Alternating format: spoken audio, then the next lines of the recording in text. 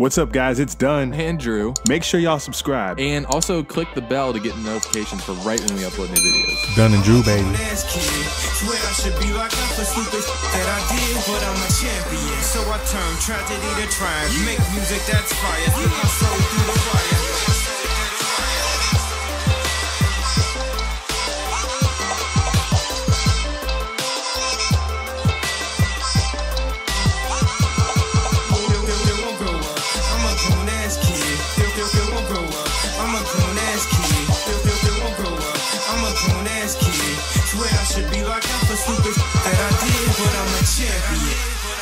Welcome, daddies, and everyone else. If you're new, if you're not a daddy yet, well, you're listening to this episode, so you are.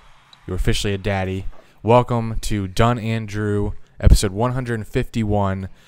Let's reintroduce ourselves in case we have some new listeners. I always wonder what brings a new listener on and what makes them think they can just start at the newest episode. But I guess that's natural. But if you are a new listener, welcome. My name's Drew from Dunn and Drew. Eric's with me, top to the left of your screen if you're on YouTube. But you're probably listening, so it'll be the deeper voice that'll come in here soon. The sexier voice. I don't know about that. When I get on the microphone, your voice is more, you know. It makes people laugh more to hear you, but people are like, my voice. No, I'm not calling you a joke. My voice just soothes them. Okay, true. But you know, they said they come for me, they stay for you. That's our dynamic. My voice though, after a football game when it's like rough and I've been yelling. Oh my goodness, fucking rough. So here's how this week is going to go on this show. On this episode, we're gonna give you our NBA playoff takes. Our NFL top 20 off the dome. We're going to do all 20 this episode because football starts next week. Can't have week one swaying our decisions. And plus, we'll see week one and we'll have all these names in our heads. So we'll be naming, who knows who we'll be naming.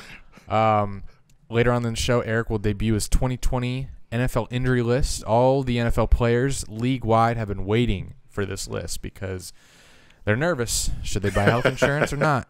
And you're also going to get another segment with Dr. Sierra. I don't know what to call her, and I don't know what to call the segment yet. But she is technically a doctor. She's a vet, so we'll call her the Love Doctor, actually, since it's a relationship segment. She's going to answer more of your relationship questions that you guys had for her. And then also on the Patreon episode that will be uploaded Thursday or Friday this week. It will include our week one, because this episode, if we did everything in this episode, it'd just be 3 hours long. And while that would be great, I don't have 3 hours tonight to record that. So the Patreon episode is where we're going to put the extra content. That'll be uploaded Thursday or Friday, depending when we record. It'll have our week one NFL predictions. We'll tell you who we drafted in our fantasy league, which we're going to draft is tomorrow, Labor Day. And we're going to predict division winners and Super Bowl champ, and probably have a lot more NBA to discuss because there are going to be a few days that go by. So Patreon's $5 to join, patreon.com/DunnandDrew. And you get a bonus episode every week as well as entry into the Discord chat. This next episode that we record next week, because football starts next Sunday, and we're not going to be recording during football. We're going to be watching it. The next episode of Dunn and Drew 152 will probably drop on Tuesdays during football season. So get ready for that. Eric, hello. Wow. Hello, Drew. I hope you guys got all that. If you didn't, rewind this Just some house cleaning. Oh, nice. Speaking of house cleaning, happy September, everybody. It's our first September episode. I did some fall cleaning myself. Rearranged my room a little bit yesterday. Sold my bed in like 7 minutes of me putting it on OfferUp, if you guys have ever used that app. And for now, I sleep on the floor. The floor? What you mean? How you sleep on the floor? Well, I have. It's a carpet. You a grown-ass man. It's carpet. So I laid down, a bunch of thick blankets. I got blankets on deck, got some sheets, couple pillows. God. You used to roast me for making you sleep on my floor. And the spiders. I still did it though, because I'm that dude. I'm a simple guy, man. It doesn't matter if I don't have a bed. Sleeping on the floor. The bed I had hurt my back, so the floor is kind of nice. I got some neon lights. I'm turning my room into a man cave, a little sports man cave. So no bed, just gonna be a couch, and I'm putting some neon lights in it. About to get a mini fridge. Gonna have beer on deck. Got some beer right now. Just came from my sister's birthday party. That's why we're a little late right now, but y'all don't know that, but wanted to tell you that. So it's gonna look nice. Hopefully by next episode I can have the neon lights up. Maybe you'll see them illuminating behind me. See this new background. This is gonna be the Jags broadcast background. This is the slogan the Jags are going with this year. Sorry, I'm going to be burping a lot this episode. Don't call me Rick from Rick and Morty. These bags here, the money bags are, a symbol of the money we're giving away each quarter, $2,500. And I don't think too many people know about that, broadcast we're doing because they haven't really, put it out there yet. So when they do, I'll make sure you guys know about it more in more detail. And I'll remind you guys at the end of this episode, but that's for another time. But speaking of being in September, this month means 3 things to me. One, it means hurricane season is almost over. So toast to that. I said, bro, almost. Your tweet killed me. What did it say? I guess Florida dodged another devastating hurricane season. Yeah, with SpongeBob memes sweeping up his hands. Also, I thought that was doing something. We're even closer to cooler weather here in Florida. It's going to take another 3 months, but I said we're almost there. Almost to cooler weather. I need to wear that Dunn and Drew hoodie that I got. And also, football is upon us, like Drew mentioned in the intro. College football's already started, but, don't expect me to get into that because I don't really know what the fuck's going on with college football right now. Let me see that hoodie. And until I do, I don't care enough. You want to see the hoodie? Yeah. It's asking a lot. Got to go find it in the closet real quick. Well, you got nothing in your room now, so it should be fine. It's not under your bed. I know that. So he's getting up. He's going to get the hoodie. I like how he sits in a chair that looks like it came out of a elementary school. Okay. God, that's clean. That Russian lady did good work on our logo. Oh. So that's the hoodie, and I got a light fleece hoodie, so it's light pullover. It's real comfortable. 2XL because I'm a big fuck. YouTube.com/Dunn and Drew for all of the episodes visually. Right. For you guys listening at home. TheLoyalist.com/Dunn and Drew for merch. God, we're everywhere. We are. Linktree. Hit that link tree. If you know, you know. But like I said, so I can't. 2 of us know. I can't speak about college football because I don't know anything about it. All I know is that the Seattle Kraken season needs to hurry up so I can hit that season opener with Drew. Me and Drew got some big plans for 2021. We're going to the Seattle Kraken opener. We're going to the U.S. Open. It's going to be lit. And I hope he doesn't, cancel the plans because I'm serious, my nigga. When you said just kidding about me going to the Seattle Kraken opener, I screenshotted that bitch because if I'm there and you not, I'm sending that to you, and I hope you're salty. Kraken. I'll be salty about missing Kraken opener. Me and Seabass gonna be bullying in the front row. Seabass. Oh, Seabass, thank you. It's his birthday tomorrow. Oh, so he hit you up too to tell him happy birthday? Jesus, I thought I was special.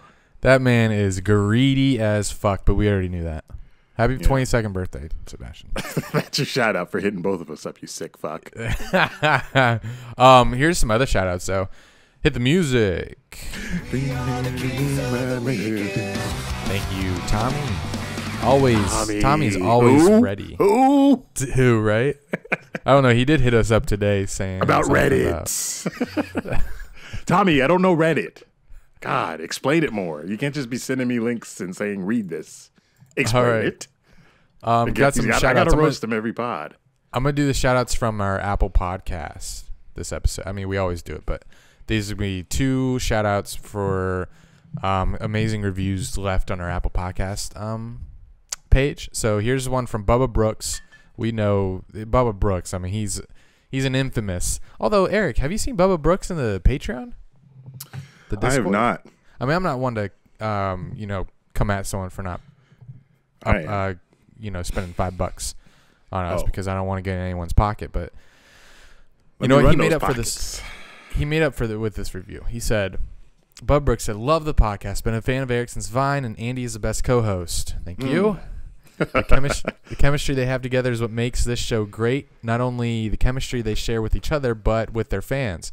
I feel like I've known them both since middle school. The inside jokes and pronunciation of certain words, etc., from comedy to sports to real life, it doesn't get better than Dunn and Drew. I love how the show flows, even though it can go from sports takes for the ages, shout out to the Dunn curse, to two of them roasting each other for having real honest to the two of them roasting each other. Then having real honest talks about major issues going on in life. Then back to hung and promiscuous. This show covers it all while making you think and laugh. That's a good one. That's a good one, Bubba. I feel like he shouts us out every week, does he not? He's in the shout out segment every week. No. Oh yeah, because he's always retweeting and staying on top of the Dunn and Drew shit. Hey, listeners, be more like Bubba Brooks. Come on. We know y'all all got the same sentiments. Look how he laid it out there. I know y'all feel the same. Give us that Apple review. We read them for you. Here's put a it nice out one here from Sebastian, but it's not the Sebastian because it's not how he spells his name. Actually, this is the new the Sebastian. There's another way to spell Sebastian. Sebastian says, I'm cured. This podcast is like medicine to me. No, literally, it cured my erectile dysfunction. I feel like someone else said this before. From the on-the-spot sports takes to the hilarious personal stories, this podcast will for sure get the blood pumping. I see what you did there. Have been a listener since sophomore year of college and look forward to every Sunday now that consistent episodes are being released. What Sebastian meant to say was every Sunday and now Tuesday. If you love sports, comedy, or just good times, this is the podcast for you. Awesome. I agree. Good stuff. Eric, when you shave, where do you put the clippings? Yo, speaking about this, I just shaved my ass and, I don't know what's like the top, like the hair above your penis. Is that what we call the pubes? That's the bush, the pubes, yeah. Okay, but no, so pubes goes all the way to your crack. But above that's your... the gooch, though. That has a name. I'm talking about like the pubes fat is the pussy hair. area. The bush is the area above your stick. Okay, so I shaved my bush and my ass. And your ass. Yes, like inner cheek. Wow. Like close to not too close to the hole, but like surrounding the hole. And what'd you use? I used the Lawnmower 3.0 from Manscaped, of course. And like before I shaved, I was, wondering where do I want to put these shavings? Because if I do it in the shower, there's going to be a big hairball there, and it might clog the shower drain. If I do it over the toilet, as the hairs are falling down, the AC might blow it onto the floor and around the toilet, and now I got a mess. If I do it on the floor, I got to sweep it up, I got to vacuum it. So what's the best place to shave? Sometimes I do it outside in the backyard or something. But ultimately, I recently just did it in the shower. What? If I was your neighbor and I saw you bent over shaving your crack outside, I don't know what I would think. Luckily, there's fences on both sides and like a big Amazon forest type thing separating the house behind us. So nobody's seeing me back there. But anyway, I ended up doing it in the shower. And like I said, there was a big hairball in the drain. And like that, I feel like that accumulates over time. So I can't keep doing this in the shower. So I need your guys' advice on where to shave like this hairy ass body that I got, because there's a lot of fucking hair that comes off of me. But luckily, it's easy with the Manscaped Lawnmower 3.0 with the LED light, because that's what I be using every single time. So it feels really good down there now, like a smooth ass. Like if you haven't shaved your ass before, boy, once you do that, boy, that shit feels so nice, man. So nice. Does it just feel like you can feel the skin-to-skin contact? I mean, it feels nice when you like put your hand down there. Oh, like it doesn't feel any different. Just what about normally, like your but when you finger? When you like put your finger. Well, the reason I shaved it is because I got this new Snapchat thing. What? And she was because you're ditching OnlyFans now. You're like got to single people out. Well, like people are still finding me from that TikTok video. So like it's girls messaging me and shit. So like we get to talking, and then obviously my horny ass will take it to the next level.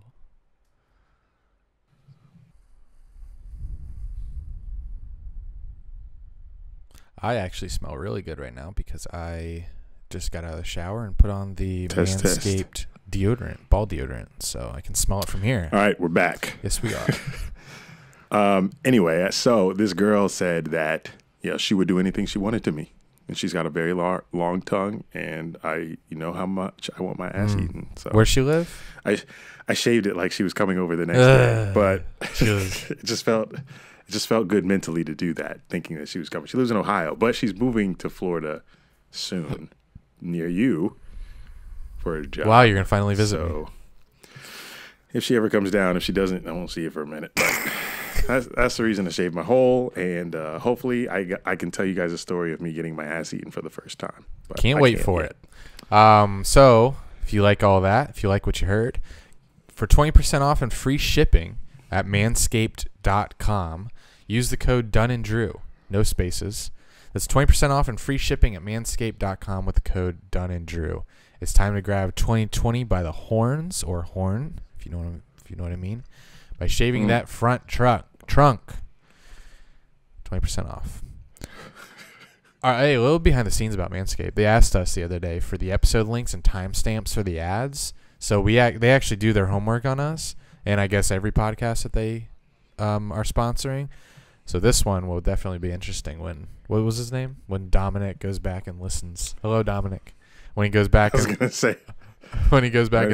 to this one. What's the reaction? He's like, oh, okay. It's definitely nothing like any of their others. I can guarantee that. That's good. That's good for to sure. know. Nobody else is talking about getting their ass eating after shaving their hole. Some quick hurricane updates before we get into sports. Yeah, so I think we're looking dry out there. I saw Hurricane Nana visited Central America, not us. So Nana was making a little visit. We did avoid Nana. Nana was one that we were making fun of, right? Ain't nobody working on Hurricane. That's how you sounded. Hurricane Nana. Don't know what category it got to, but yep, stayed in Central America, so they're bad. I'm joking. Probably got a listener in Belize. So you said house wiped. It's Jesus. You said it seems a little dry out there, but no, it's not. The hurricane hunters are actually tracking 4 systems in the Atlantic Basin right now. So keep your head on a swivel, keep your water stocked, and your sandbags at reach. Want to also say this. We dropped some hurricane merch on theloyalist.com/Dunn and Drew. It's you got to check it out. Just go to theloyalist.com/Dunn and Drew. It's kind of tongue in cheek. If you don't live in Florida, and even if you do live in Florida, people will probably look at you a little weird for wearing it. But it's an inside joke if you're a true Dunn and Drew listener. So I thought that was a joke. You actually put that on the store. I put it on there. It's free. What the fuck? It's free to put it on there. What if someone buys it? Oh, I thought you meant the shirt was free. I was like, no. Okay. I'm wearing it now. Take your shirts. Oh, shut up. Bleep, take that out. Tommy's not we haven't said that in a while. No, we haven't. Take that out. Sports. Time to talk. Let's go on to sports. Let's talk some sports. Let's start with NBA as we always do. Here's a good one. The Nets, which have been irrelevant for a long time, got super relevant when they signed Kyrie Irving, and even more irrelevant when Kevin Durant signed there. Now they have hired Steve Nash as a head coach. I didn't even know he wanted to be a head coach, but holy cow, this is a stupendous move. That's a good word, right? Stupendous? Yes, it's a good word. Stupendous move. But I have a question for you, Eric. Does this make Steve Nash more hated or the Nets more liked? You might not know where I'm coming from. Oh, you're frozen. Well, we've never had this happen on Dunn and Drew when we Zoom yet. Eric is frozen in time. So I guess it leads me to host this for the next few moments until he gets his shit together. And he's dropped out of the call. So what I was asking was, does this make Steve Nash more liked? Oh, no. Does this make Steve Nash more hated or the Nets more liked? Because I am thinking that the Nets were really I don't think they're going to be a lot of people's favorite team this year because Kyrie Irving, he rubs people the wrong way. And oh my God, Kevin Durant. I feel like Kevin Durant, until he wins a title by himself. Will this count? I think this will count. Not on the Warriors. It counts if you're not on the Warriors, pretty much. I think he'll redeem himself. He'll officially have one title because it won't count until, I'm not counting the ones he won on the Warriors. So I think they just won't be, they're not going to be everyone's favorite team. But Steve Nash going to them, I think, make them easier to root for because who doesn't want to root for Steve Nash? And I mean, he hits the basketballs with his head because he played soccer. So that's really cool. I remember a highlight from a dunk contest one year. I can't remember who was dunking. It was definitely, I think it was one of his Phoenix Suns. Who was on the Phoenix Suns? Was it Stoudemire in the dunk contest? I don't know. I'm backing myself into the corner, but that was he hit it off his Stoudemire. Oh no, I'm saying it like that's actually who it was. The player threw it off the backboard, went to Steve Nash. He headbutted it in the air, and the player took it and dunked it. That was really cool. So yeah, I think I'll definitely be rooting for the Nets. I don't know. That's hard. I mean, it's a coach. It's a basketball coach. How much impact and do they have? Unless you're Steve Kerr and you have a press conference that's 30 minutes after each game where you just ramble about Twitter and pop culture and social media and the president. So I think Stephen A's rant. God, I'm just going on forever. I need to get him back in here. Stephen A's rant was very odd. I feel like, okay, so if you missed it, unless you just completely ignored it, sometimes if I see something trend on Twitter and I just not interested or don't have the energy, I'll ignore it. This is one that I would have ignored usually, but it piqued my interest a little too much. Stephen A was ranting about, it's great clickbait. He said he likes the Stephen Nash hire, but ... or something. So he rants about how it's white privilege. Okay. Right. White privilege. As if Chris Paul, when he retires and he wants a coaching job, they're not going to go and make him work himself up the ranks. There's some people that have earned the ability to not have to wait in the wings or become an assistant before they become a head coach. And maybe a 2-time MVP, one of the greatest point guards of all time. Maybe Steve Nash maybe qualifies, but I don't know. I was going to put a 1065 out on Michael Breen saying, where the hell is he? Because I haven't heard him on ESPN calling a playoff game in a minute until I just heard him call the Bucks Heat game. He's gone for a whole week at least. Maybe more. But he missed some good times, some good games, some good calls. But it sounds like he's back, which is good news. So I'm going to stop talking by myself because it's weird. It's weird having no one in this room. I don't know how radio hosts do it when they don't have anyone to talk to that are single radio hosts, because this is very odd. Just talking. I know there's someone listening when I put it out and you're listening now, but right now it feels like no one's ever going to hear this ever, and I'm talking into a black hole. So I'm going to pause and text Eric. He has not texted me yet, but he left a minute ago. Welcome back. I don't know what happened. Do you remember the last thing I said? Well, you were talking about Steve Nash, and then you froze, and then everything went to shit. I restarted my computer, so my internet was faulty for a little bit. Well, let me know when you start recording. I'm recording now. So I just kept going, and I said, you know what, I'll just keep talking. So I gave my piece. If you want to talk about the hire, go ahead, because it was kind of weird doing it by myself. I felt like I was talking to no one, but so I'm glad you're here. I missed you. So what do you have to say about now Steve you know Nash? what it's like to do a solo pod. Sorry for yelling. I don't know how. I don't know how you would host this. I don't know how I would host a solo pod, and I don't know how I would do a radio show where it's just me talking. That's crazy. Steve Nash hire was a little weird. I made a joke that he's a soccer analyst. Obviously, he's a Hall of Fame point guard. But I feel like, excuse me, man, it's fucking beer. I feel like it doesn't really matter who the Nets hire, because the Nets, like when you have a player on your team like Kevin Durant, like you don't really matter who coaching you. Like, would any other coach have won with Michael Jordan? No, it's probably bad. This is probably a bad take, because Michael Jordan didn't win for like the first 7 years he was playing, but I don't think that was a coaching issue. But like Durant, like LeBron, like Coach Spoelstra, Ty Lue was LeBron James' coach. I don't think Ty Lue was putting together the best plays ever to win that championship. So yeah, I think Mark Jackson would have still had a shot at winning a title in Golden State if it was him instead of Steve Kerr when Durant joined.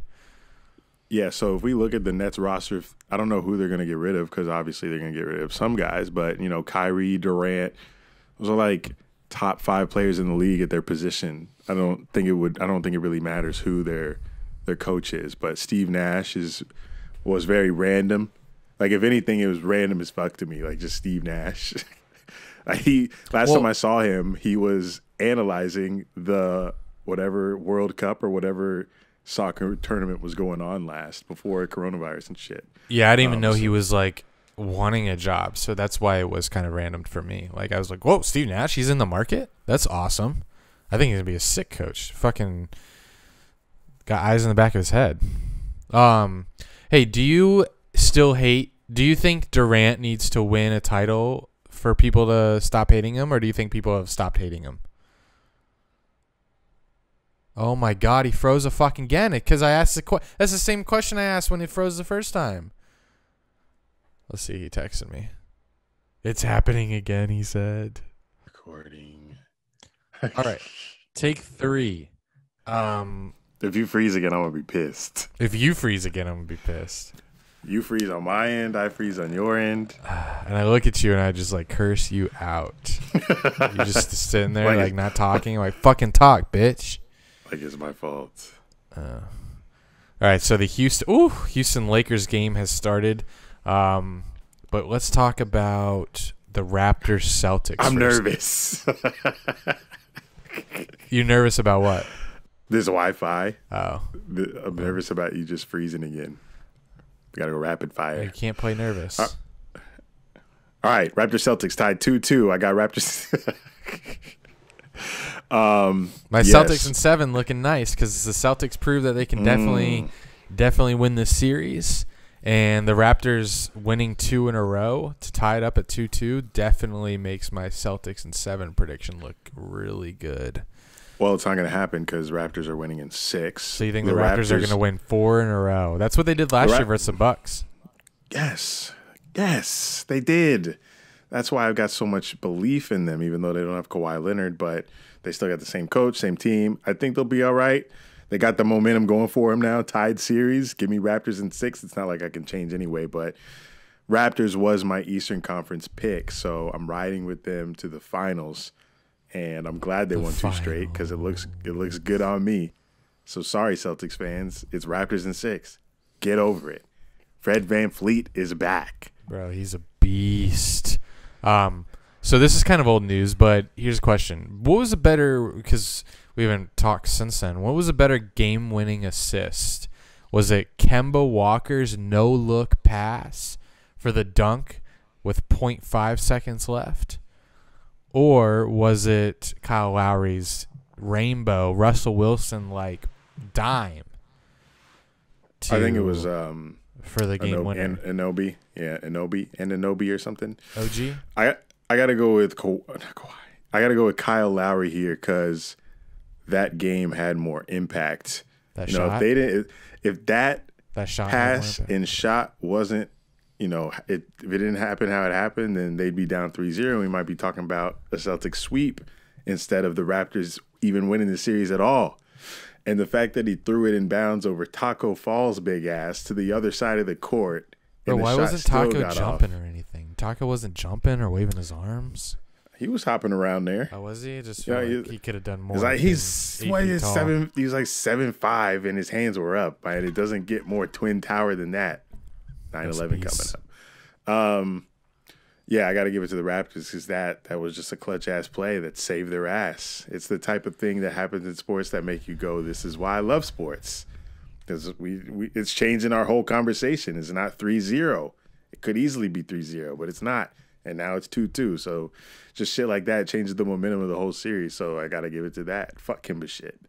Sorry. A series that was 3-0, but the Bucks have life, maybe. The Heat were up 3-0 on the Bucks, and the Heat, finally, their playoff winning streak ends at 7. Your Heat. My Heat, bro, I got receipts, bro. I got receipts. I pulled them up right here. He thinks I'm not a Heat fan. Look at this. What is this from? I said how far ago is this? I claimed Jimmy Butler as my favorite player 7 years ago. Here's a tweet. Andy Willis, May 7th, 2013. Quote, Jimmy Butler is my favorite NBA player.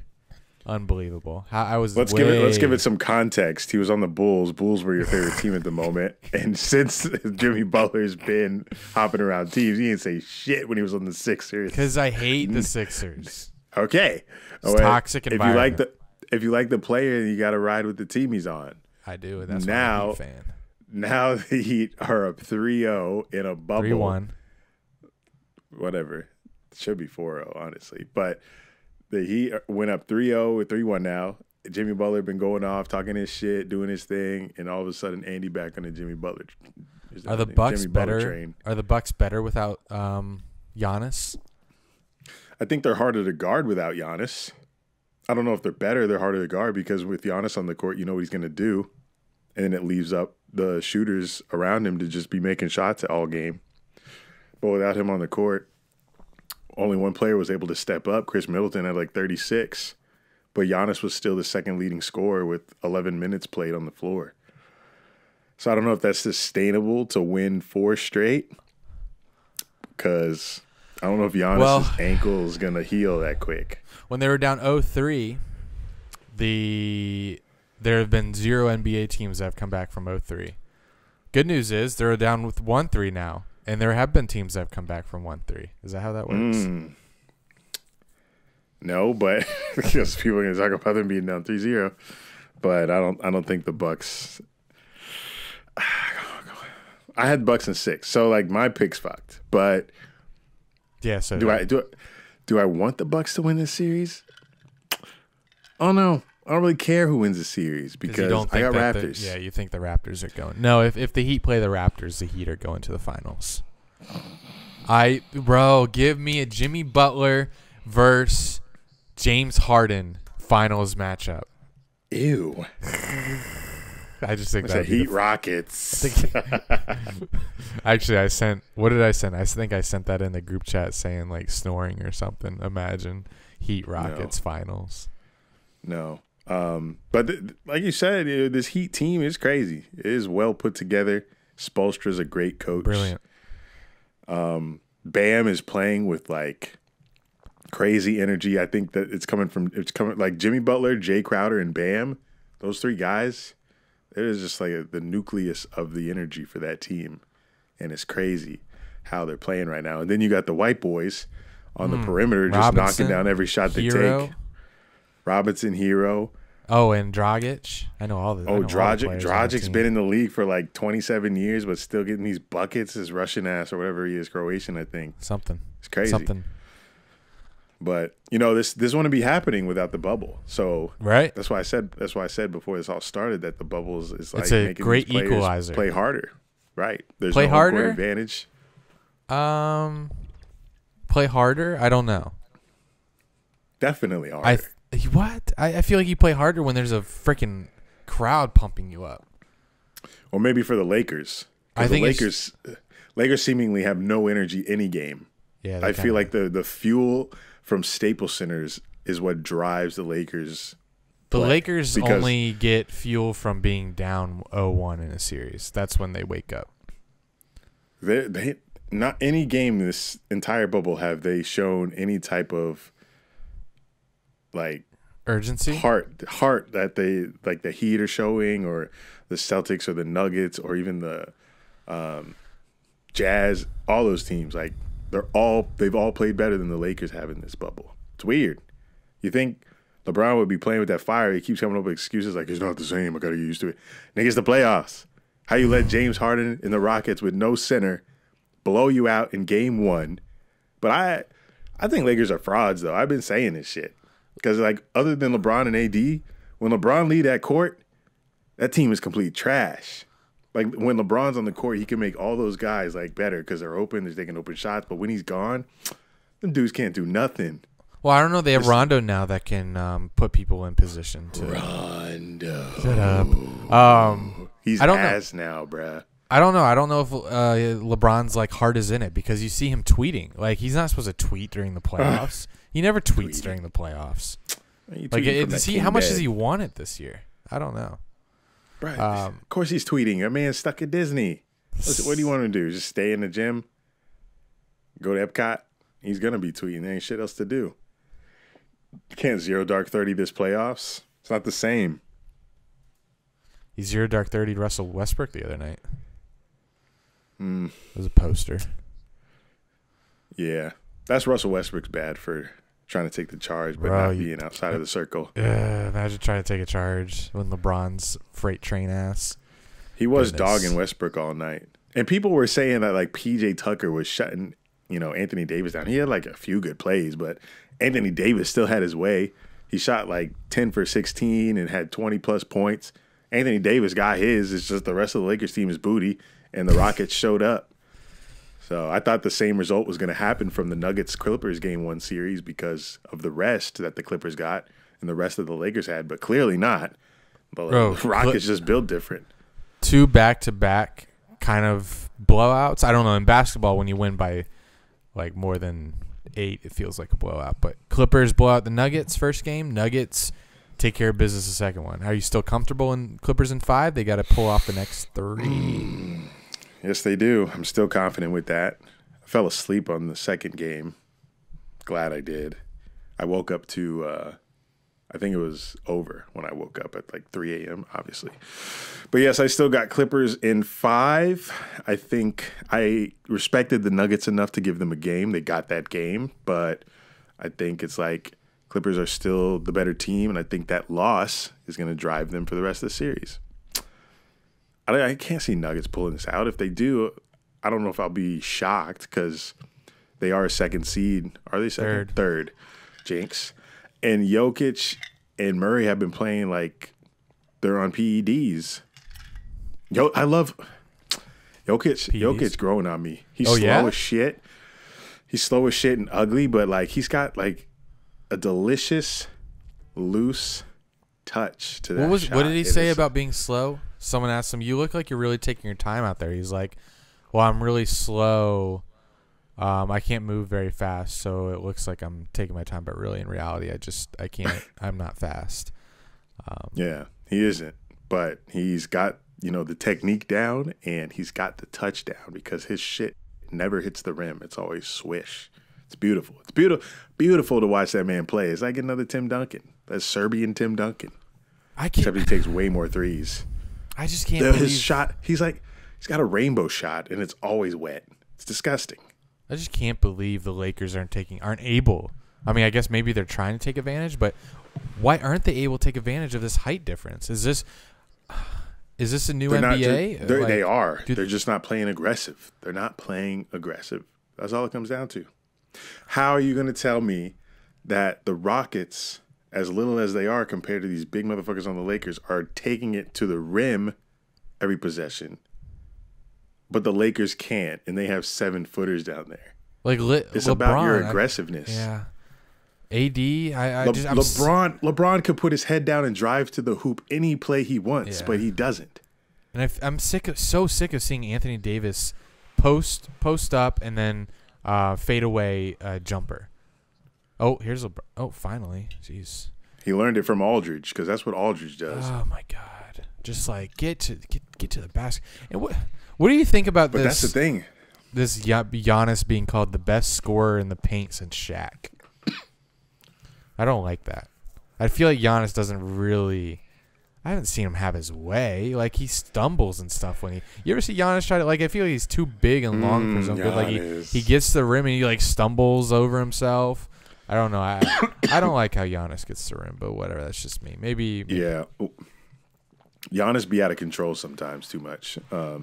His spin is wild. Like, y'all see Shaq? Shaq just. It doesn't matter who's in front of Shaq. It could be a center, and he'll just lift up and dunk over him. I don't like that. Shaq had that footwork. Giannis don't have that footwork. No. Giannis is just long, and he's got a nice Euro step. So if he gets a lane, he can just 2-step dunk his way there. But if you crowd in the lane, Giannis can't find his way to the hoop. If there's 2 guys in front of you, he doesn't have the footwork yet.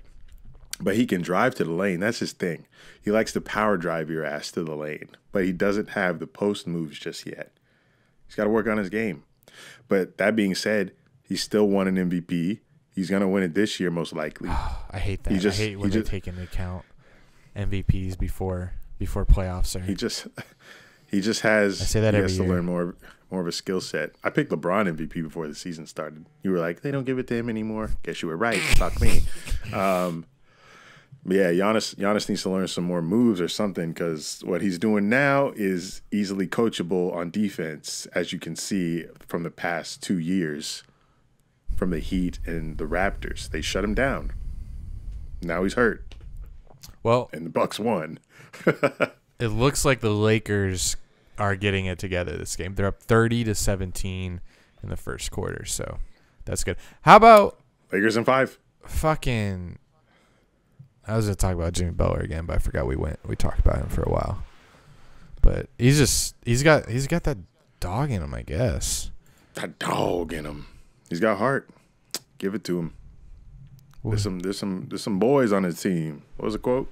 He said there's some we got some motherfuckers on this team that can ball. Yep. Jimmy Butler says that. He's right. He was damn right. Jinx. Fuck.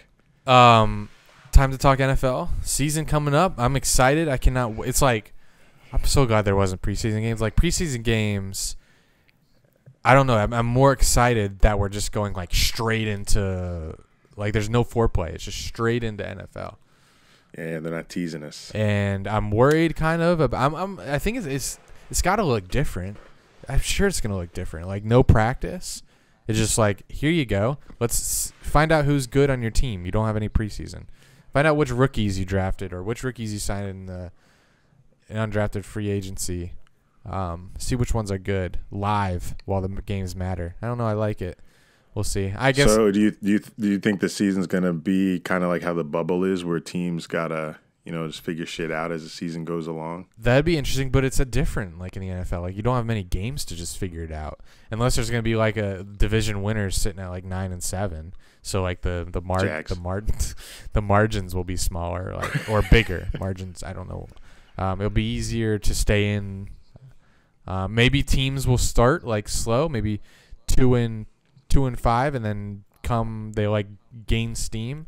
I think this is a recipe for the Chiefs to repeat because I'm worried about your Bucks. The Chiefs know what they got. Yeah, the Bucks have to get like they might start out slow because they got they got to get on track with each other.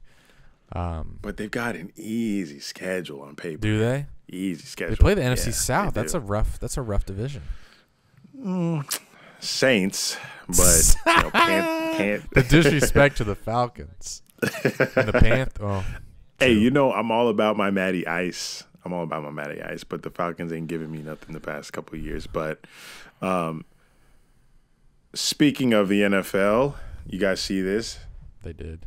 Duval together, not a Jags podcast, but I got to get my Jags takes off. We're trading everybody. Everyone thinks we're tanking. We're not. We're not getting first pick. The Jags have never had the first pick since joining the NFL. I looked this up. The highest they've ever picked is second. They've had the second pick twice. I had to look that up. And they took a tackle both times. Yeah, I don't remember the fucking drafts. But we took a tackle both times we had a second pick. So I don't think we're getting Trevor Lawrence.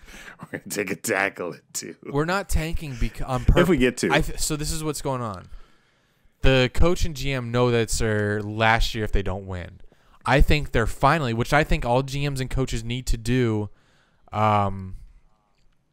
every year, but they can't because they got egos and they have to save their jobs and they can't look like they were wrong. They saw Leonard Fournette, for example, and said, like, in practice, like, they're doing a new offense this year. They're not doing, like, the I formation, let's fucking ground and pound. I think they're spreading it out a little more. So they're looking at practice. They're looking at practice, and they're like, he doesn't really fit our offense, and he's not really lived up to the place we picked him at. Let's cut ties.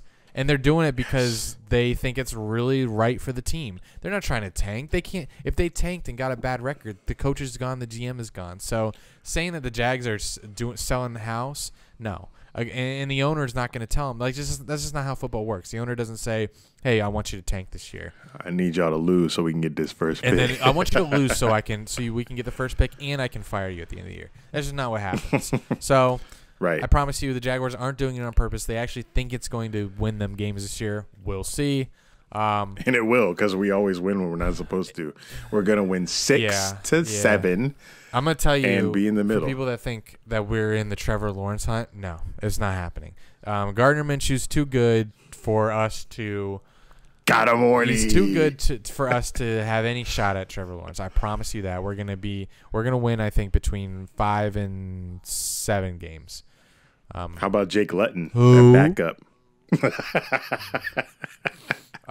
If Minshew go down, wink, wink. I'm joking. Just kill me with you. We're going together. You can't leave me here if Minshew solo go down. pods. God, that'd be a sad first episode without me. I'm going with you. Like, I'm not staying here. If you're killing yourself, I'm out. You real. I'm loyal. Yep. Jinx. Fuck it. Speaking of all the players, this is red. This is my line. I know. I was just gonna say I'm happy Fournette's gone. I never liked the nigga. No, he's a good personality. Okay. I'm not done. You just don't like when he gets the ball. Fournette's a good guy. Like, I know he's got great personality. He kept the videos and social media in the locker room hype. But he's ass. I could gain more yards than his bitch ass. He gave me like 1 50-yard run a season and then 1 yard carries every drive because we had that run first offense and Fournette couldn't run for shit. So I don't know why we never changed the shit. My issue. But now we got Minshew. We got Minshew now. We got like 8 wide receivers and we got 3 running backs I can't name other than Chris Thompson because he was on the Redskins and I had him in fantasy 1 year and he used to eat in PPR. But I think Armstead. I think Jag's gonna be something. Nah, he went on COVID reserve list.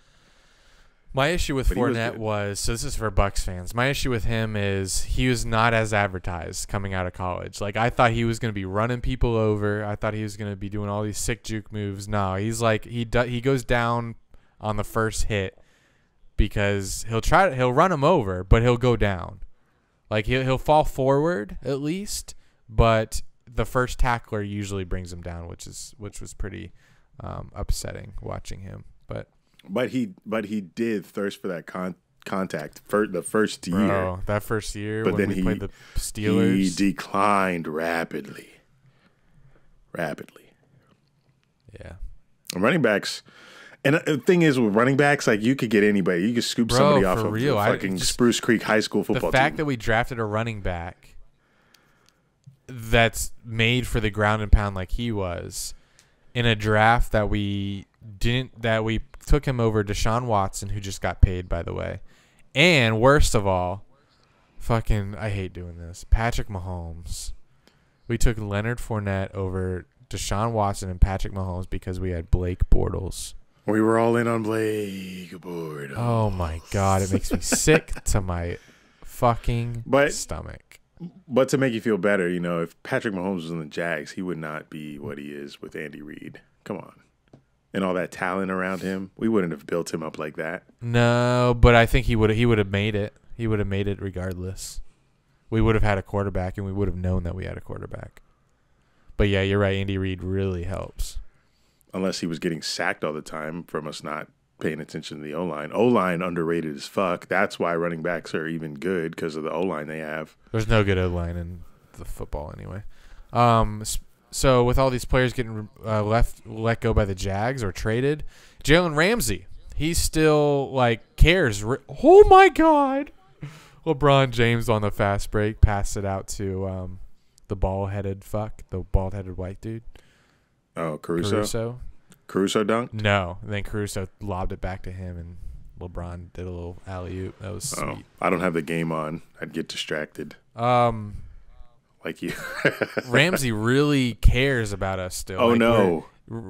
Oh, no. Fuck. I can still hear you.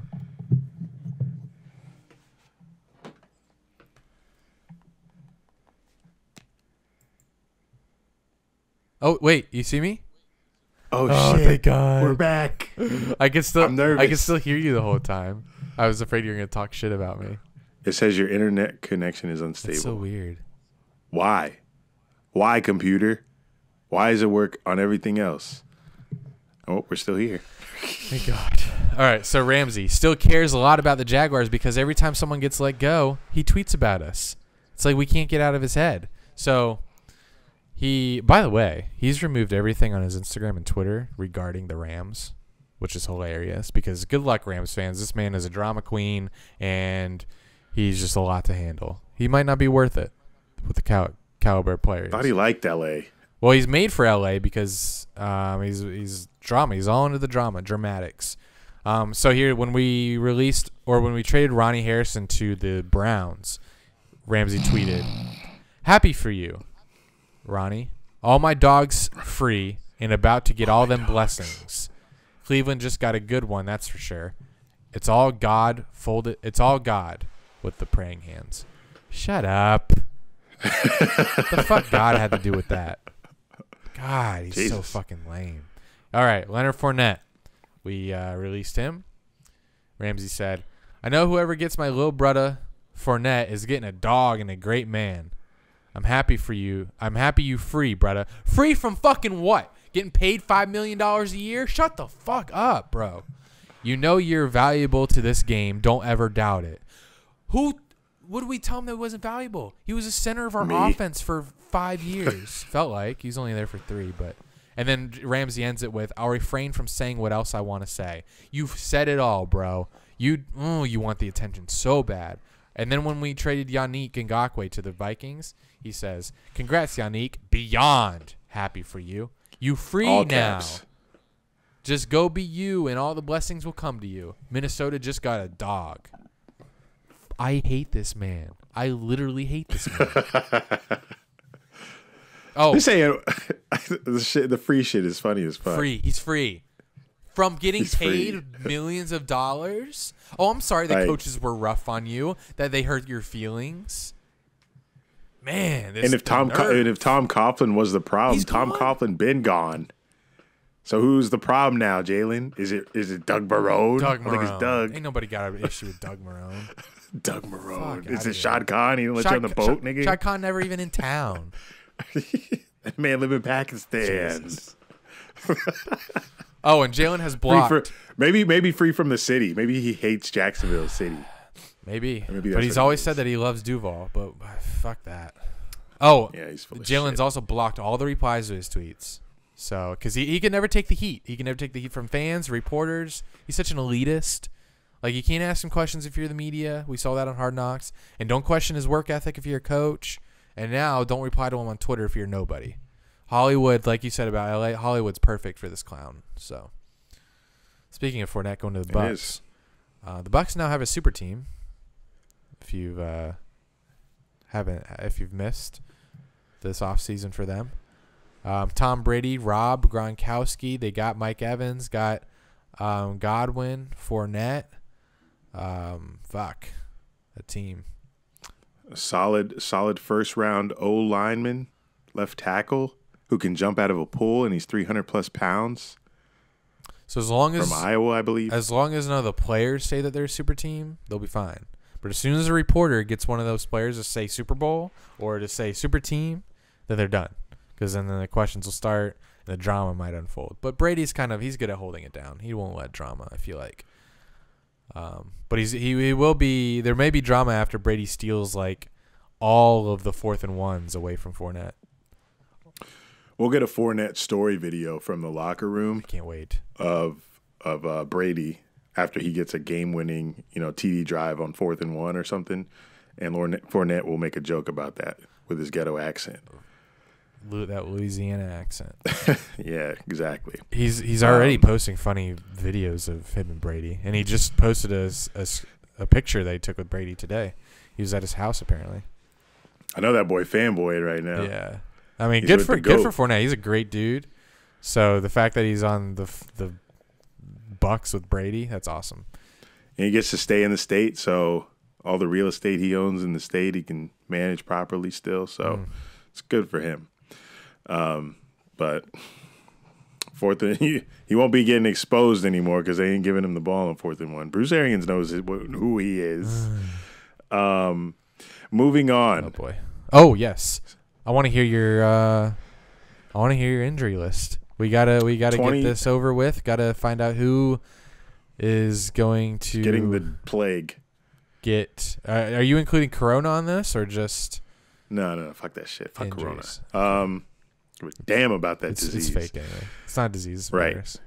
Right. What the fuck ever. So yeah, I think was it last year? Not last year. A couple years ago, Jimmy Garoppolo tore his ACL after he said he would. And that's how this list started. And then he went to Super Bowl.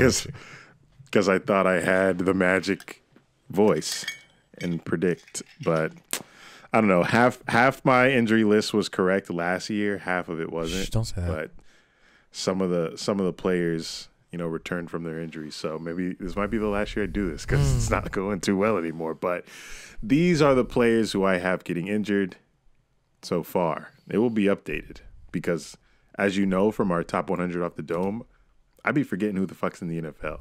So I need a refresher. So when football starts again, I'll know what the hell's going on. But I got to start with Cam Newton. That man gonna get hurt. Cam Newton, this hype, it's too much hype right now surrounding Cam Newton and the Patriots. Bro, this man gonna get hurt again. He's been gone for like a long ass time. Him getting in a full game without any preseason reps. It's his shoulder too. Shoulder injuries come back. I got a shoulder problem. That shit comes back anytime I lift. So Cam Newton's gonna be down. I don't know for how long. I'm not getting into specifics, but trust me. Yikes. Cam Newton. All right. It hurts. It pains me to say this because Cam Newton, my dog, free all my dogs. Oh God. But he getting hurt. Second, Evan Ingram. Because duh. What you mean? I really want his ass. Whoa. In fantasy. He's a cute ass dude. I really want to draft him in fantasy as a tight end because you got your George Kittles and your Kelseys, but they'll be gone most likely. All right, so let me make that note. Evan Ingram, a little sleeper, but that man, he's like Jordan Reed. The man stay hurt. So when you got consistency like that, what makes you think? What makes me think that you're gonna have another season healthy? You're not, Evan Ingram. I'm sorry. You're gonna be hurt, and probably Tyler Eifert as well. I didn't write him in here, but isn't he on the Jags now? Yes, he's on the Jags. He had a great year with the Bengals. Notice I said year, and he kept getting hurt. And he's a great tight end when he's healthy, but I'm gonna just throw him on here with Evan Ingram because Jags don't have good luck with tight ends at all. We had Mercedes Lewis, let him go, and now we're in tight end poverty. Oh, you got my ass. You got a lot. You got 3 tight ends on this list already. I think Cowboys will have a plague on the defensive line. Oh, that's interesting. How'd you come up with that? Because there's Gerald McCoy first. Gerald McCoy is already hurt. and he just recently got signed by Dallas. And I think that trend will continue because there's a lot of hype building for this Dallas defensive line with all these new players and reinstatements from certain players. So I think if the Cowboys do have any injuries, the Cowboys have the talent every year on their roster, but somehow they manage to do as average as the Jags. And I don't think that's going to change this year with new coach, but I think they'll be a lot better. Cowboys D-line, I feel something coming, I feel something coming because not a lot of teams like the Cowboys. They like to go out there and prove a point to them. Cowboys D-line, you're going down. This one hurts me. Oh, boy. But Leonard Fournette. Oh. Leonard Fournette. He's a little too excited for this season. I got nothing against the guy other than he sucks. Jesus. Great guy, though. Great personality. Great. I'm not attacking his character or anything like that. I'm just strictly talking about his play on the field. Fournette, new Bucs offense, going to be very demanding. He might try to, do something extra to prove a point to his new team full of superstars. Might go a little too hard. Fournette. I'm seeing the Fournette forecast. Ooh, Write that I in like there. that. Fournette forecast. This one's kind of you got more snooze. I do. I got two more. I got Tyrod. I think Tyrod Taylor for the Chargers gets hurt, and Justin Herbert finishes the year as a starter. I just see that in my crystal ball. Why are you Raven? And he's a Charger. Oh, Raven. Raven Simone. Lastly, Joe Burrow. What? Fuck out of here. He's a bitch. Wow, I hate you. Joe Burrow. I just think he's cute. He's not getting hurt. Yes, he is. Joe Burrow's going to get hurt. No. Rookie quarterbacks, they don't get hurt. If anything, he's going to have a playoff season. You heard it here first. All right. Bengals. All right, top 100 NFL players off the dome. Every week for the last 8 weeks, we've been counting down off the top of our head the top players in the NFL. It's gotten rough. It's gotten really good and accurate, David Bakata. but really rough lately. So let's start with 20. Let's do the last. Should we do the last 100? Please don't read Okay. those. You ruined the list with the 10 last week. There's a clip on Instagram if you want to know. Watch that. I'm not reading them. It's shameful. 21, we had Saquon Barkley. So it's Eric's turn at 20. I'm cringing. Let's do it. I'm cringing. Yes, 20. So we're definitely going to forget somebody, guys. So No, we're not. when we do, tweet us after you listen to this list. They will. So number 20, give me, these are the best of the best, guys. Top 20 NFL. Give me Von Miller. And he already signed. Just kidding. I like that one. He's going to be like, I should have put him at 16. 4 places. Oh, fuck me. 19. Yeah, you're fucked. 19. So I like how you went defense there. I'm trying to think of all the good defensive guys. Give me this guy. Speaking of Jalen Ramsey, I ain't going to put him higher than fucking 19. Fuck him. Jalen Ramsey, 19. The Rams are going to be trash this year, and I can't wait. 18. Whew. Fuck. What? We haven't. Damn. Did we put Yes. We probably did. I'm looking. Alshon Jeffrey. No. We haven't put this player, but I don't know if he's top 20. Mike Evans. That's actually who I was just searching. So Jinx. I don't want to put him any higher than 18 because. All right, then fucking play him. Mike Evans. Okay. Calm down. Fuck. 17. This is fun. This is the names that we all recognize. This is good. These are your fantasy players. 17. This is their first 2 rounds. This guy just got hurt, actually, but he'll be back. Wait. Uh-oh. You may have already. Nope, you didn't. Give me Derwin James. Probably top 3 safety in the league. Maybe top 2. I hate to break it to you. What? He's got an injury currently. I know, and I just said he just got an injury, but he's gonna be back. Is he? Yeah. I thought it was like a season one. Let's check Derwin James on Google. Chargers released 20 place on injured reserve. Hold He's on. IR. Hold on. They placed him on IR, but for how long? All right. The Chargers have officially released 26 players, including placing Derwin James on season-ending. Well, I already put his name in. Fuck me. Season ending. Do I undo it? What do I do? Jesus Christ. What do I do? I mean, he's still a good player. True.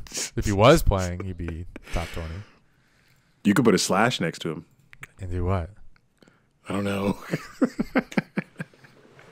Derwin James. Well, we do. I saw it on Hard Knocks. That's why I said that. What? How did he go down? Watched. What happened?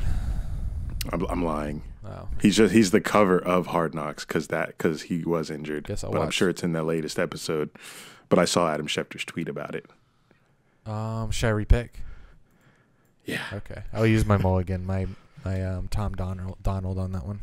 Can't be picking season-ending injuries in top 20. 17. I know, that's what I'm thinking. I wish he didn't do Alvin Kamara already. This would be a nice spot. He ain't that good. This would be a nice spot for him. Who is the best running backs in the league? Like, are we out of them? Did we already? Because I already did Saquon. Are we not allowed to have any others? We did Saquon. Ooh, we did never Chubb. mind. I got one. But not 17. Good God. 17. Run on quarterbacks, maybe? Maybe a little run on quarterbacks? Yeah, we got some quarterbacks we could put in there. Like Jared Goff. Shut up. How about we already did Matt Ryan, right? Yeah, he's at like 70-something. I got my boy. 70. You got him? Hey, he didn't even make the list for the players. Oh, shit. So we're nice. I let the Falcons know that. They were upset. I'm sure they're happy now. Thanks for putting us in your list. Shut up. Well, drawing a blank here, huh? I am. As am I. Your stalling got me stalling. Fuck. Fucking. You already got Gilmore in there. You got Richard Sherman. I'm thinking of. Fucking, why is this so hard? Fuck me. Cooper Kupp. Cam Newton. What? 17. He's getting hurt, though. Not wise. Here we go. Patrick Chung. Who? Shut up. Is he the one that picked off Russ at the 1 yard line? No. That was come on, you know who that was. Come on, no I don't. That's why That was I asked. Butler. Is that Gilmore? Oh. Patrick Chung. It would be dope to be Blasian. I might have a small pecker though. 16. Give me that. Oh, motherfucking. Almost said Matt Breida.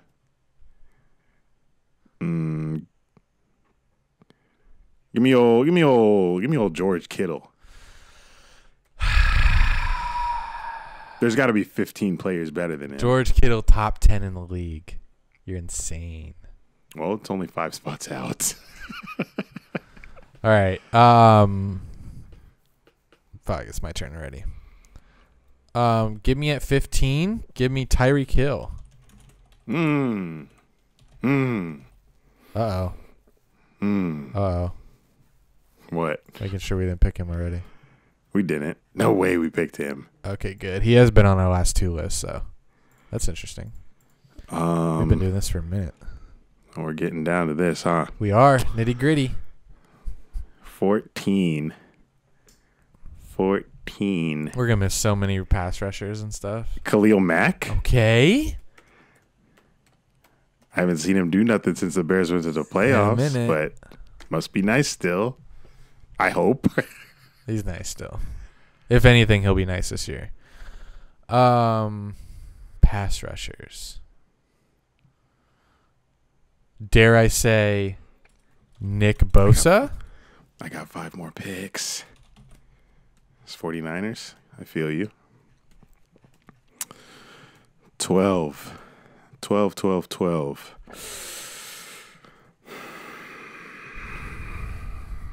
Nick Bosa on this list. Joey Bosa came in at 57. Nick Bosa, 13. Sorry, Joey, if you're listening. Wow, 13. No, 12. 12.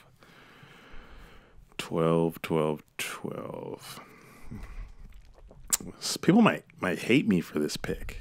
Do it. But I believe it's accurate. And this is my list, so you can suck me. Aaron Rodgers. Bro, I almost said say it on 3 because I think I know who you're talking about. And I think you did it because it's why you spell it like that, Rodgers.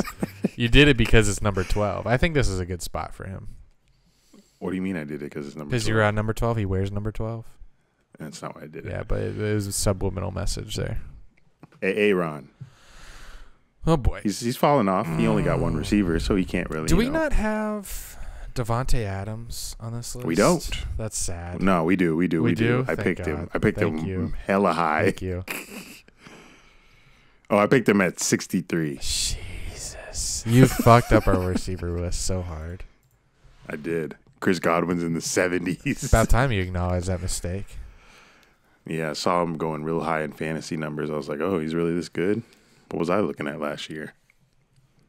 I was tanked every week, so fuck me. 11 players left. Wow. Who are we going to miss? I don't think we're going to miss anyone. I think we might put someone in here. I think it might be one of those years like that 1 year when we put Kelsey, the center, in there at like top 3 or something. It was 3. That was the year that we ran out of players, and then we had a year we had too many players. This is getting tough. 11. Trying to think of what position. Give me a position or side of the ball. Offense, defense. Offense. Come on, there's a lot of offensive players. I'm thinking we're gonna miss so many pass rushers. Offense. We probably at this point we probably already have. This has got to be the offensive players now. Is this when I do Travis Kelce? Could be. It is. Give me Travis Kelce. Top 10. Is he top 10? He's up there. Here we go. Number 10. Top 10. I get to kick off Let's the top go. 10. Yikes.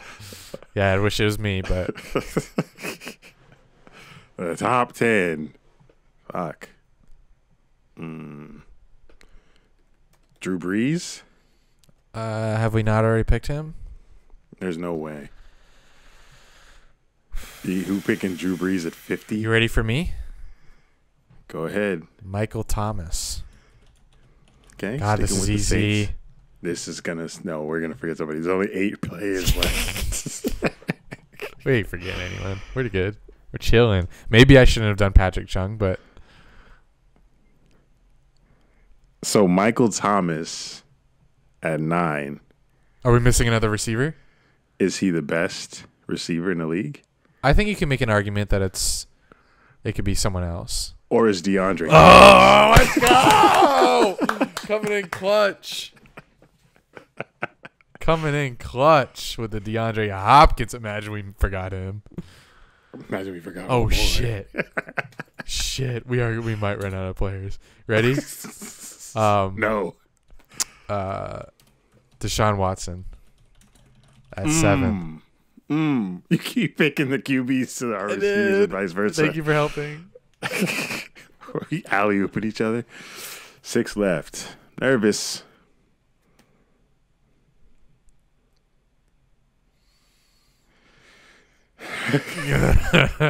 I am. You are right. I think we're going to forget someone, especially pass rushers or corners or safeties or linemen or linebackers. Is there a linebacker? Oh, go ahead. Ezekiel Elliott. Oh fuck! Forgot about him, bro. Forgot about it. Oh man, Top 6. Ezekiel Elliott's a 6 running back. I mean, okay, I guess, but 6th best player. We are going to. But is Ezekiel Elliott that much better than Saquon Barkley? Fuck. Ready? I don't know but this guy has to be in, so I have to put him here.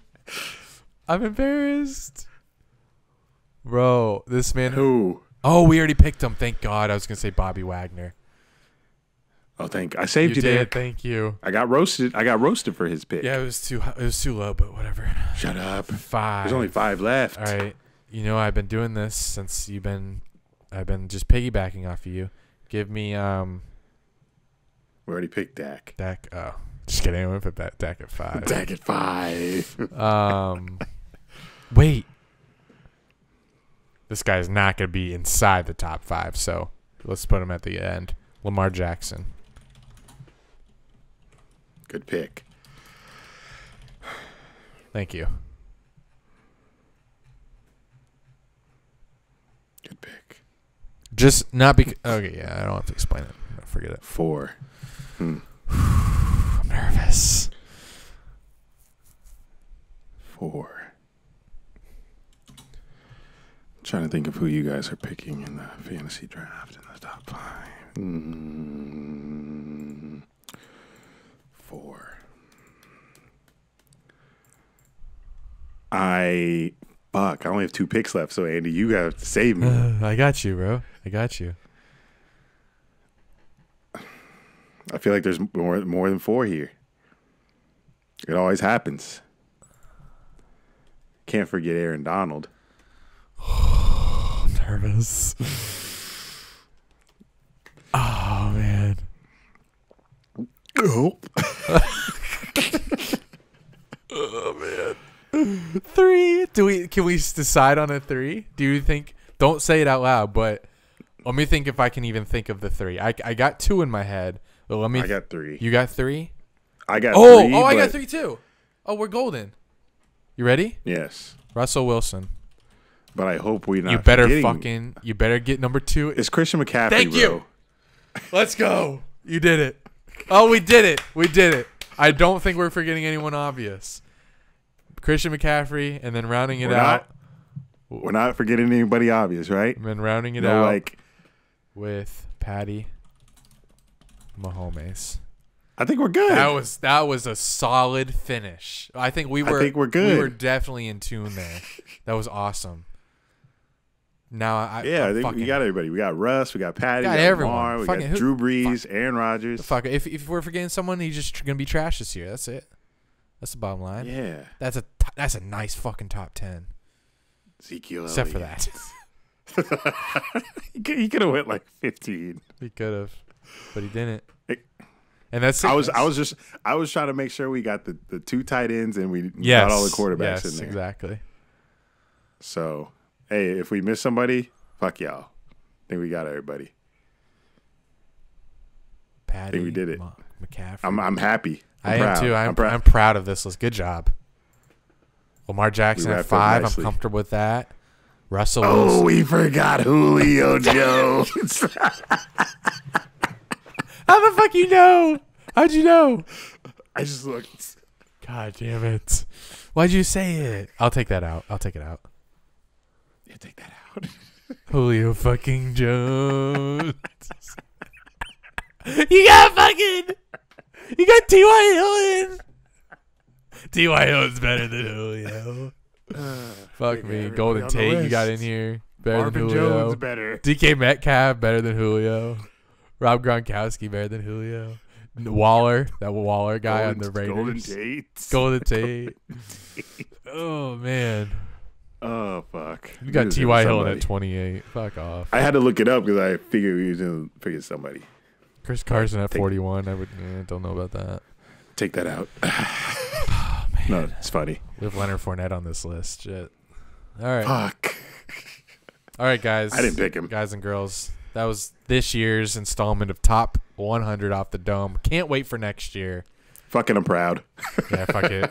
Fuck Julio. He'll tear his ACL. Jesus Christ. Joking. Write in the list and put Andy in parentheses. Sports. I can't wait to talk more NFL on the Patreon episode that's going to be later this week. Because I got a lot to get off my chest about this season that's coming up, and I cannot wait to review the games that are coming up. Tell y'all who we got in our fantasy draft. I got some. If you get, I think we already did it. We already did the mock fantasy draft, but I got some names that I want. I've been doing my research, so call me Big Sean. I'm going with the 2 tight end stack if I can. Oh my God! Imagine 1 RB1 at least, and I want Russ, and I'll be happy. How are you gonna do an RB1 if you do a tight end stack? They're not gonna pick 2 tight ends in the first 3 rounds. So you're gonna go Kelsey, Kittle, which is not gonna be. You're probably better off going Kittle. No, you're better off getting the last pick. So you get the last pick, you go Kelsey, Kittle, and then you gotta wait a hell of a long time. You're not gonna get a running back. Yeah, you're not gonna get a running back 1. So good luck with that. I should be able to get 1. Not a 1, not a a legit 1. You'll get That's true. You'll get a starter, but anyway. I'll make it up with the catches that those tight ends be getting. Yep, you will. I'm trying to. We'll see. We'll see what place I get. That's what really matters. What place you get. Which is why I wish I did more mock drafts just to like get used to who I'd be taking at each spot. I might do that tomorrow during. And it also depends. We got 11 other people drafting. Someone else could choke, 10, pick something, and we're not. So you can't prepare for a fantasy draft. It's some hard. shit that just happens. Like me taking Brady in the 4th. That was rough. I choked last year hard. You choked even after the draft when you traded Michael Thomas. That wasn't a choke. Shut that up. helped me. Helped you. Shut up. Got my boy Saquon. All right, it's relationship hour. We still need a name for this segment, but Sierra, she was here last month. She answered questions, your relationship questions. I think she did a pretty good job. I think she really provides an insight that obviously me and him being identifying as males cannot answer. So she helped us out on these. So, but what we like to do is I'm gonna run them by Eric. I think I'm gonna run them by him after. So we don't know what she says. We don't know right now. We don't know what she says. So we're gonna play with her answer to these questions, and then we're gonna come back and see what Eric thinks. So let's start with the first one. Here's the question. Okay. So to you and Sierra, here it is. This is an anonymous male. Me and this girl have been super good friends for years. She dated one of my best friends in high school, and I dated her younger sister for a couple years. Both relationships have ended, and it's been a couple years since both. It's been a couple years since both of the relationships, and we are both single, just graduated college, and have been hanging out a lot. I had approached it thinking we were just friends, but she FaceTimes me out of nowhere and all the time texts me to hang out. And the last time we hung out at a party, she was like all over and hugging me, and I was hugging her back. And she's telling me how she loves my eyes, saying I smelled amazing. It's cute. I feel like that seems like more than friends, but we've been friends for so long. I wasn't sure what to think, and also I think she's out of my league. Some of my friends think she's into me and think we'd be perfect together. What do I do? Real situation that he's going through, so it's really in depth, he says. Hold on. We're coming to you after this. So let's see what Sierra says. Well, I will say that from what you've described and how she's been hanging on you and like FaceTiming you all the time, texting you to hang out, things like that, like, yeah, friends do that, but like hanging on you like that and stuff, like she's obviously very into you. And thinking that she's out of your league, I feel like most dudes think that their girls are out of their league, so it's like a challenge. Like that's just the way that I think. I think that most guys date girls out of their league. Personally, I think that that's a thing. So I wouldn't worry about that. Since you guys have been friends for so long, I have had a situation like this before in my life where I was friends with somebody for a very long time, and we decided to take it further than friends. My personal advice, since I've been in a situation like that before, is you guys need to have a conversation about how you feel about each other beforehand.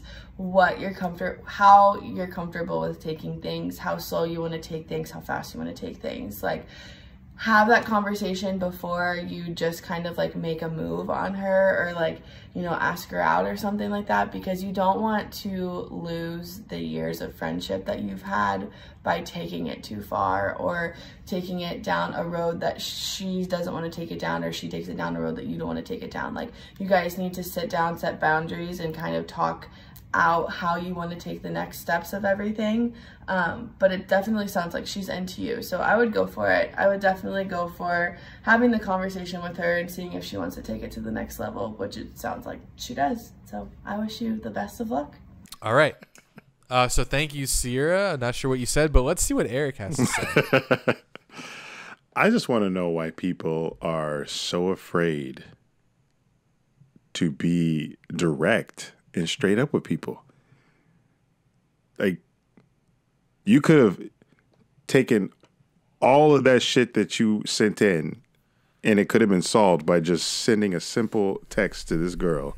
He doesn't want to ruin the friendship, but he doesn't want to make it awkward if she doesn't have the same feelings. Well, you can't have your cake and eat it too, my nigga. If you like her as more than friends, then you can't be friends with somebody that you want to have sex with. That's what I'm going through right now with a girl who lives here in Daytona.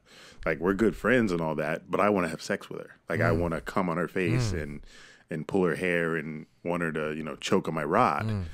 Don't clip this on social. But, you know, we don't talk that much anymore because, you know, I can't be friends with this girl because I'm always thinking about me deep dicking her down. So that's the problem in life. You can't have both. It just doesn't work like that. If your girl just wants to be friends with you, she's not going to fuck you. Fucking and being friends with benefits happens, but that has to be agreed upon, which, you know, has to be discussed. And if you never ask, you can't just, you know, make a sudden move and make that'd be more awkward if you like made a sudden move, like went in for a kiss or did something like that. You know, expecting her to do it back before you guys even talked about it. So for me and this girl that I just mentioned, we both said, yeah, it would be, you know, it'd be cool to explore sexual, you know, activities with each other, but we just never done it. Partly because I'm half lazy and, you know, just don't want to make that initial move, and I'm not like into her like that. You know, it's just like I don't want to put in more work than I have to for it. But it sounds like you and this girl got a little something more than I have with this one. So, you know, just ask. And if you just want to be friends and you don't want to lose her, then find another girl to have sex with. Because once you find that other girl to have sex with, then you won't be thinking about fucking this girl. Maybe you will, because we're guys, but can't have both. Can't have both. Sorry. Friends or fuck. Pick. Next one comes from another anonymous male. Hey, Dunn and Drew, I need some advice on a situation I'm currently involved in. These are all very long, very detailed. I'm a couple weeks out of a short-term relationship of 4 months with a girl I met on Tinder. After a few weeks after this girl and I stopped talking, I started playing tennis. I started playing tennis with this woman, and we really hit it off. We get along and flirt a lot, but there's a big age difference. I'm 24 and she's 32. I'm worried that she thinks the age difference will make it that we don't have a lot in common, or that she thinks I won't be interested in being with an older woman.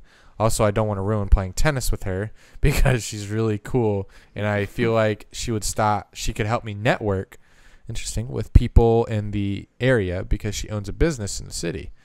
We've only been playing tennis together for about a month, but I feel we really get along and definitely want something more. I'm wondering if and when a good time to ask her to hang out outside of tennis would be.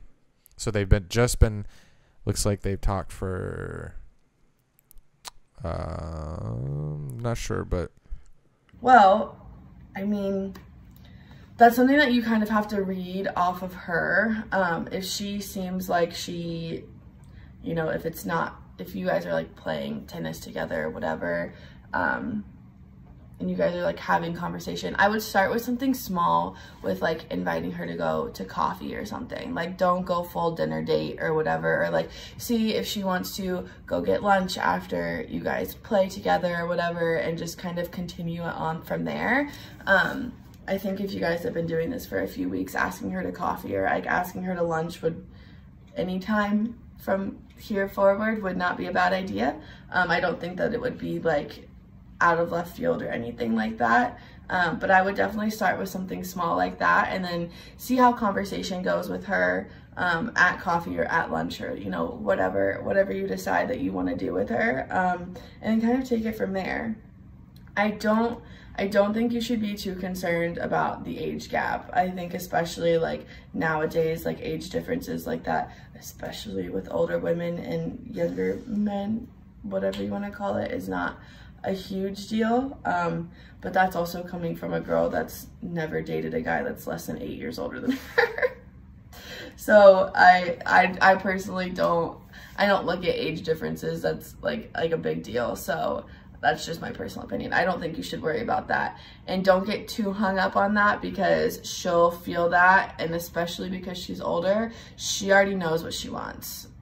She knows what she wants. And if she wants you, she'll let you know. Older women know what the fuck they want and they are not afraid to tell you what they want. So I wouldn't be too concerned about that. Especially if she seems like she's into you. But yeah, I would start with something small and see how it goes from there. And I kind of want to follow this story. I'm kind of interested. So write back in and let me know how it goes. They've been playing tennis for about a month. And he says they get along. She flirts a lot. My forehand. He wants something.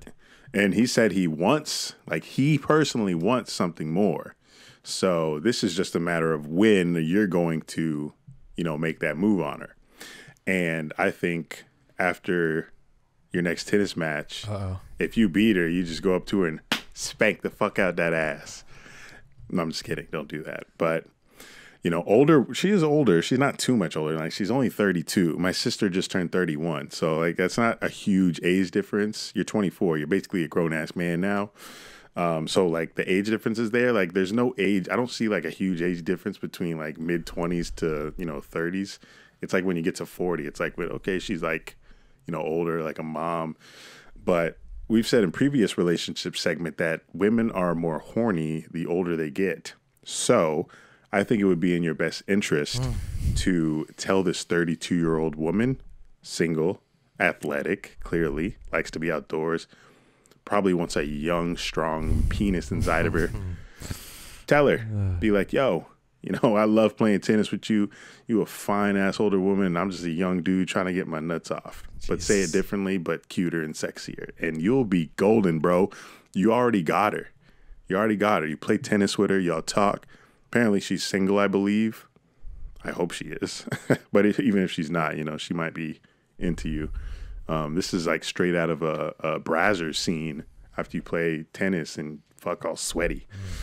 So you're already right there, my guy. Just tell her what you want. That's what girls. Sierra said this on the last episode. You heard it from the mouth of babes. Women love when you tell them straight up what you want. Straight up. If you just want to hook up, tell her that. Girls love that shit when you're honest. That's what they want. Stop wasting people's time out here. Stop wasting people's time. Stop overthinking. What you want, ask for it. So you're going to get your answer. What you really, really want. The song wasn't made on accident. All right, next one. Anonymous female. Hello. She says, hi. Hello. So my problem is that in the last 7 months. Oh, wait. Okay. My problem is in the last 7 months that my boyfriend and I have been together. 7 months, she says. I've seen him a total of just 4 times.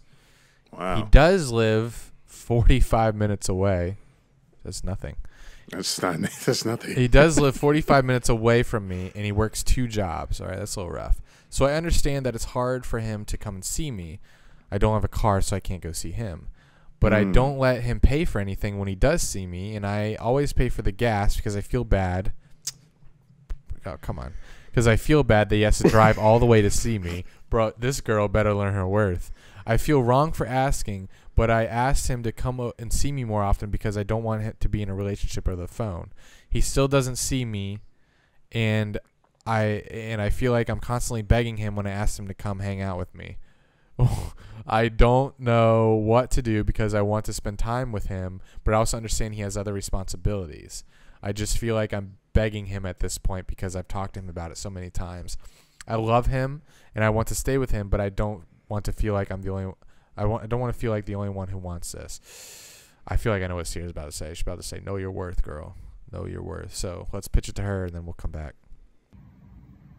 All right, I'm gonna put my computer down for this one. Girl, 45 minutes is nothing. Nothing. I get it. I understand. He works 2 jobs. He's busy, blah, blah, blah. But let me just tell you one lesson in life that you will just remember. You just need to remember for the rest of your life. You make time for what is important to you. You make time for what's important to you. Let me just give you an example. I have a friend that lives here in Vegas who is now married and he has a baby on the way, actually. His wife lived in Canada. They are now married and having a baby together. He went and saw her once a month on a flight. And he is a busy man. Busy man, works a very tough job. Like, 45 minutes is nothing. My advice to you, and I know this is going to be a tough pill to swallow, and like I hate to break this to you, but you should not be with that man because he does not care enough to stay with you.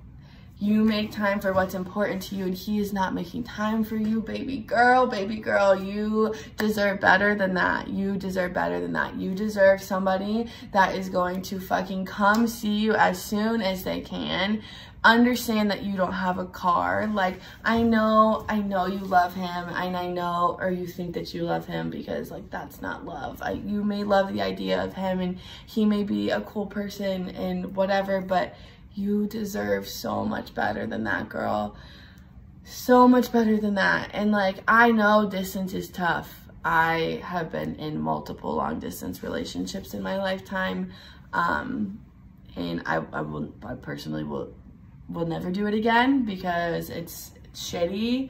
And they typically don't work. That my friend is obviously a novelty. But yeah, you should not be putting up with that. And the fact that if you've talked to him about it and you've asked him and he's still not doing it, that should say enough to you that he doesn't care. He doesn't care enough to come see you. And why would you want to be with someone that doesn't care about you? You deserve to be with somebody that wants to be there as soon as they can. Literally 45 minutes is nothing. That's nothing, girl. I drive 30, 45 minutes across town just to go see my friends here. My friends in Vegas. Like, drive from north side to south side. Like, that's a half an hour drive, and I do that probably 4 times a week. Like, if that, and I'm a doctor. Like, I work a fucking busy job too, girl. And I do that for my friends. You know, if this man loved you and this man cared about you, he'd be there for you. He would be on top of it. He would not be making excuses for not being able to come see you. And girl, 4 times in 7 months, I would fucking go crazy not getting dick that much by my boyfriend. How are you doing that? Come on, girl. You gotta have more, you gotta fucking look out for number one. You gotta look out for you. Like, have more self-respect for yourself, girl. Hold yourself to a higher standard than that, because that man does not hold you to a higher standard, and you don't deserve that. Oh, that breaks my heart. Baby girl, leave that boy, that little bitch boy. Leave him, please. I am begging you. Oh, that breaks my heart. Oh. I'm sad that that's the one that we ended on, but that's the one that we ended on. Yeah, keep writing in, please. I promise I'll be more on top of it now, and now that, you know, life is kind of settled down a little bit. But yeah, I like these ones this week. That last one kind of hurt my heart, but girl, leave his ass. Leave his ass. Hope you guys enjoyed it. Keep writing in. I really like to hear from you guys, and I like to give this advice because even though I can't take my own advice, I like to you know, spread the love. Thanks for watching, guys. Bye. All right. Don't know what she said, but I think I know. Eric, what about you? Cut ties? What are we doing here? This is an interesting one. On the one hand, you know, if I was in the guy's shoes, I would be kind of pissed off that you had no means to come to me ever, because I'm working 2 jobs. It is True. 45 minutes isn't that long, but it is when you're working. Like I don't know what it's like to work, but but I'm sure like he gets tired. I'm sure he's had stressful days, and I'm sure there's days where he doesn't want to drive that 45 minutes to see you, maybe because, you know, that's a big chunk out of the time he could be doing stuff at home and preparing or whatever he's got to do, because after work you still have your obligations at the house. Chores maybe he has at the like house. Yes, for sure. Right. So that you know, round trip commute could be taking time away from whatever he's got going on with work, plus the time that he spends at your place doing whatever the fuck they're doing, wasting time watching Netflix or something. So that could make him more tired, and maybe like he doesn't feel that you give him enough credit for the type of effort he puts in, because all he's doing is not driving to you. But you have to think about all the stuff that he's doing in his own life, because, you know, we're humans, you know, this shit gets to us. Work gets to us. That drive gets to us. We be overthinking about a lot of shit. So maybe you could find a way to split up the time seeing each other during the week. I don't know. Maybe, you know, rent a car. I don't know if you got a job, but, you know, just try different things to actually go try to see him for once, because that's a little one-sided, the whole visitation part. Yeah, and here's my take. I just don't think it's the right time for them to. I think they need to put this relationship on hold. Yeah, you paying for gas is cool and all, but does he want to come in the first place? That's the thing, and right now it doesn't look like he wants to. So there's something you're not doing that he doesn't like. I think that's what you need to get to the bottom of and see where his head's at with all that he's going on in his life.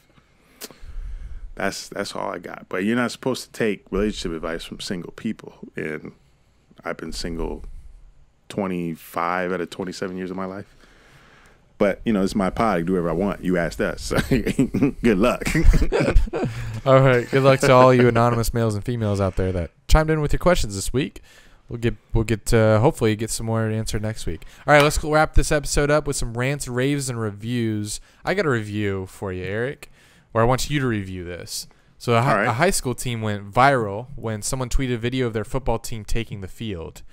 Let's read the tweet. Hold on. It must be nice. Let me pull it up here. Well, yeah, the football team was approaching the field. You see the fans in the stands, kind of not a lot, but, you know, social distance and all. The players are wearing masks. And the tweet says, the Robstown Cotton Pickers come out before their season opener against London tonight. You got a face there. What you thinking? The Cotton Pickers. That's their football team name? That's their school mascot. What state is this in? Let's find out. 1 second. Their logo is a basket of cotton. A huge cotton. A huge picture of cotton.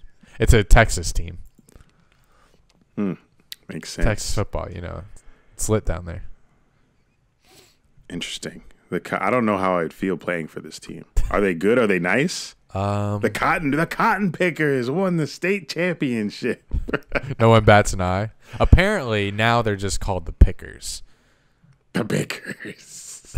Because of the video going viral? No, like just, you know, as times have changed. But they got a big-ass logo in the basketball arena saying Cotton Pickers in some, like, really cartoonish letters, like it's a Disney movie. With a big old cotton flower. I mean, I feel like it's not intended to be racist. It's just bad. It's just bad timing. Just bad timing for this year. Change it. It's not hard to change the school mascot. Cotton pickers. The cotton pickers. In this climate, In this economy. Yeah, I don't know if I could root for them. Let's go, cotton pickers! Imagine the cheerleaders. Let's go, cotton pickers. Let's go. Give me a C. Give me an O. Give me a C. Give me an N. Give me an I. Give me a G. Give me okay.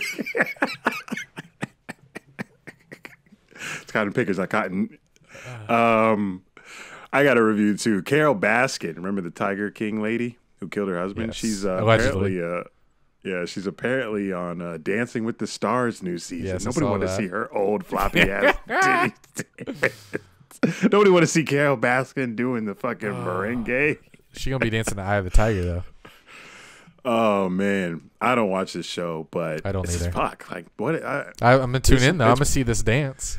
It's one of these shows that's been on for 30 plus years, like Survivor, American Idol, America's Got Talent. End them. We need some new shit. Fuck, Dancing with the Stars. I think I saw Vernon Davis is on here now. His who? career was very short. Yes. Who? Like no one's. He's not a star, is he? He was in college, but who wasn't? Fournette was. I saw a couple other guys on there, but it wasn't really enticing cast. But if you want to get on daytime, nighttime, primetime television, kill somebody. Jesus. Allegedly. Relax. Everyone gets documentaries for murder. I have a rave. Okay. I was on Zoom call with Michelle Obama this past week. Oh, name drop. Okay.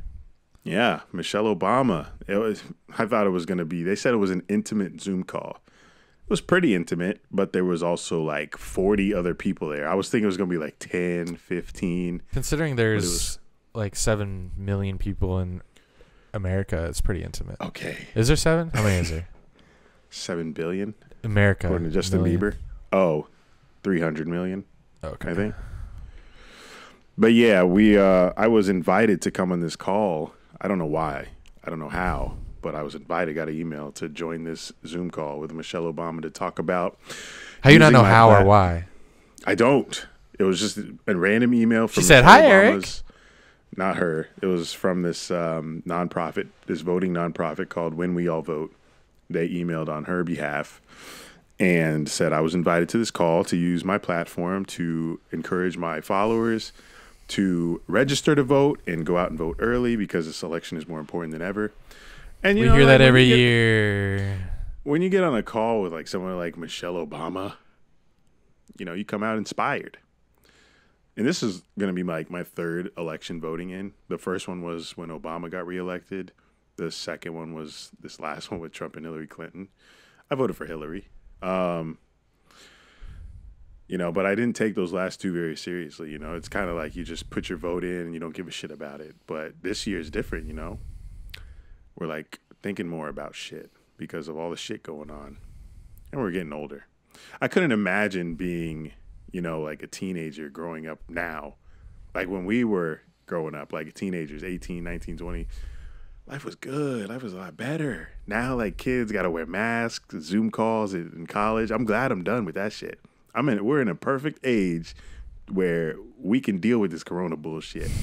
But kids in college, they're missing out on the best years of their life. It sucks for them. But make sure y'all go out and vote. Here's a rave. I'm in the tennis playoffs, as you guys know. I think I may have mentioned it, but yep, second round now. I won by default. Not proud of it, but I won by default because my last player, talk about not having any Mamba mentality whatsoever.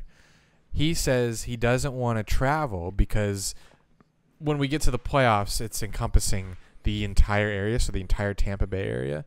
And, when you're in your division, you're playing players around you. So this guy would have to go from St. Pete to Tampa to play me, and that requires going over the bay. It's like maybe a 45-minute drive. He didn't want to do that. He did not want to do that for the game. So he said, you can just take the win. And I'm like, I said I'll meet you halfway. Like, I don't want to just be handed a W. I'm trying to work for this. I'm trying to sweat. I'm trying to work for this W, for these W. Why are you the Magic? But what you mean? When the Bucks walked out. Wow, that was too over my head. So yeah, I'm in the second round. I play my next match Tuesday night. So follow me on. Are you still questionable?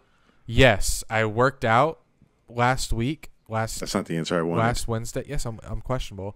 Worked out. Where's It's not the one you mentality? I worked out last Wednesday, but you know I'm playing. Worked out last Wednesday and did exercises that I hadn't done in a long time. Went too hard, and I can barely extend my left arm all the way out or all the way in. It's something right here in my forearm. Not good. But hopefully I recover by. It's rough, but hopefully I recover in time. But if not, fuck it. I'm playing. Are you kidding me? Use the other arm. I'm playing injured. Yeah, I'm right-handed anyway, so this is just for backhand. But my backhand is my best shot, so if I don't have that. Djokovic, his forehand is deadly, and he almost killed someone with it. Almost killed a Karen. Did you see her? She's definitely a Karen. She got hit. So Djokovic is no longer in the U.S. Open. He got They call it defaulted, but he got disqualified for I think he double faulted or something, lost him the game. So he has an extra ball in his hand, so he goes to hit it behind him, but he does it a little aggressively. He hits a little hard, and he the swing is in the motion at the same time he's turning around to look where he's hitting it, and it's too late. The ball smacks a ball lady right in the neck, and she goes down. She went down in slow motion. That was an NBA flop. And he immediately knows what happened, so he runs over there, see if she's okay, and then they end up. I didn't know that was a rule. I thought they'd take a game away, maybe a set, but they make him fucking retire. In tennis, retiring means actually I think retiring is just if you're injured in tennis, but they make him default on the match, so he's out of the U.S. Open. So it's anyone's fucking game now. I think the judge, a Roger Federer fan, you don't want Djokovic to get the record. That's the only explanation for that. I think Djokovic is at 18, so he's got to win 2 more to match. It's not like he did it on purpose. He clearly was sorry about it. Before the ball even hit her, the ball was right here. He was like, oh. He tried to stop it with his powers. But that was 1 seed. He's number 1 seed. That's crazy. That might be the first time that's ever happened. I think it has. I've only seen him, Serena. Oh, Serena get disqualified? For probably arguing. Yeah. It was that one where it was the U.S. Open, I believe, where she was playing Naomi, but she didn't get ejected because they just dealt with it. But sucks. Who's your favorite now to win the U.S. Open? Any sleepers you've been watching? You've been watching every seed, every game. Seen a lot of players. Say, who's that Canadian guy? The black dude, Felix. 15th in the world. He's like the new Monfils. Let's look at the bracket real quick. It's open. Well, I know my tennis players. Andy Murray got beat by him. Never seen him though. It's like the first year I've seen him play. There aren't really many stars left. Yeah, Federer and Nadal didn't come, right? No. Smart men. So that's what Joker tried to get there. Yeah, so Djokovic. This is going to be that would have been an easy. Easy dub. An easy dub for him. And that's why they did it. Yeah, it's we can't have an asterisk. We got to keep this fair. So anyway, all right. Finish this up. You got a rant? Yeah, it's not really a rant. It's just people. Why do people complain about their student loans? None of us had knowledge when we got them. So you're not going to change what happens after you graduate. Get over it, pay them down, and move the fuck on. If you would have researched what student loans were, which none of us do, because that's just the education system and shit, then we wouldn't have this problem. We take out loans so we can pay for expensive ass degree, and we have to pay them back after we graduate. It's a known fact. We all know it while we're in college. I don't understand why you complain about it after you graduate. It's a decision you made. Deal with it. Move on. Educate yourself about finance. Work harder. Get another job. Clear them out. Stop complaining. Nobody cares. We're all going through the shit. Another rant. Tua. Apparently there was a Tua documentary aired tonight on Fox. About what? He's 22. He hasn't even played in the NFL. What are we watching? Did he have like some tragic accident in Hawaii? What is the documentary about, Fox? What are we doing here? How we got a Tua documentary before he's played a single snap in the NFL? Doesn't make sense. We're just making content now. Tua documentary. It's like them having a Minshew documentary. You can make one about that right now. A whole hour? Oh, yeah. I don't know where it would lead to. Now we get to see what Minshew does for the rest of his career. Which is interesting, Fox is doing it because Tua's going to be on CBS more often than Fox. Maybe they just, I don't know, Tua, this is a random one. I'm going to talk more about Tua. He did get hurt, which I guess they could talk about. Yeah, I'm going to talk more about Tua and him starting on the Patreon episode when we go into the games. But I'm picking the Dolphins to beat the Patriots. Are they playing week 1, I think? They are. Yep, give me the Dolphins. That's a little sneak peek. Little sneak peek. He'll probably change his mind. My last thought, guys. This is the last Sunday or Monday before football.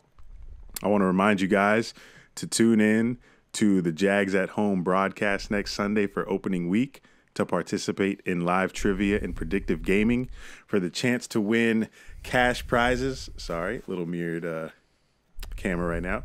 Cash prizes valued at $2,500 each quarter and additional prizes from Jaguars partners. The trivia will test your current and historical Jags knowledge, and the predictive gaming will give you guys an opportunity to correctly predict what will happen on upcoming plays and drives in the Jags games. I'll be hosting with my co-host, Ashlyn. Actually, we're both hosts. Should be Andrew. We're both co-hosts. Should be Andrew. So you guys can check that out on Sunday. We'll be live, I believe, 10 minutes before each game. So you can come on. The link will be jaguars.com/Jags at home. And you can watch me and win some money. I feel like it'll be real easy because, like, if people don't really know about this show, then if you're in there and you're answering questions like the first few weeks, then I feel like you have a way better chance to win the money. And if you answer the questions quicker, like the predictive gaming shit, like, for example, it'd be like, will the Jaguars get more than 2 first downs on this drive? And the faster you click, the more points you get. No, would be my answer. And if you get it right, then you get additional points. So, yes, you'll have to watch the Jags games to play, but maybe your team is playing us, so you might be doing that anyway. So come support your boy every weekend, doing it all season. Hopefully we get the full 16 games so your boy can win his own cash. And I don't mean, playing the game. Your boy, I ain't doing this for free, boy. I'll get paid for the shit. Come on, it's going to be lit. But you'll see the promo for that this week because the season's coming up. Once again, it's jaguars.com/Jags at home. I'll be sending weekly notifications from the community platform. So if you're not on that, text podcast to 386-204-6499. I'll see you on screen. This has been Dunn and Drew, baby. Make sure you share this episode with your parents, friends, enemies. Rate and review us on iTunes if you want that review read on the shout-outs segment. Watch this video on YouTube. Subscribe to the Patreon. We're doing our NFL preview. That's going to be lit. We got some takes, boy. We got some takes. Retweet this episode on Twitter because Drew likes when you guys do that. As do I, but he likes it more. So do it for Drew because this is why you guys stay. You stay for Drew. So we'll see you next week. See you Thursday, Friday, whenever we post the Patreon episode for our NFL preview. I know you guys are hyped for that. We'll be giving our fantasy draft picks on that as well. So if you give a shit, come check us out, patreon.com/Dunn and Drew. All right. Andy, it's been real. See you later this week. Bye. This has been Dunn and Drew, baby.